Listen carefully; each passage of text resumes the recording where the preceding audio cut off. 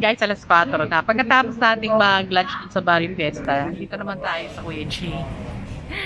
Siyempre, kailangan ng panghimagas. So, maghahalo-halo naman tayo dito. Ah... ganito talaga ang bandingan namin pag nandito yung panganay ko. So guys, dyan na lang muna guys ang ating vlog.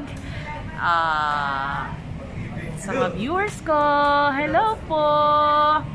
At kung pa lang po sa bago sa channel ko, please mag-subscribe na po kayo. At saka huwag niyo pong kalimutang i-click yung ating bell para palagi po kayong na-update sa ating mga bagong na-upload.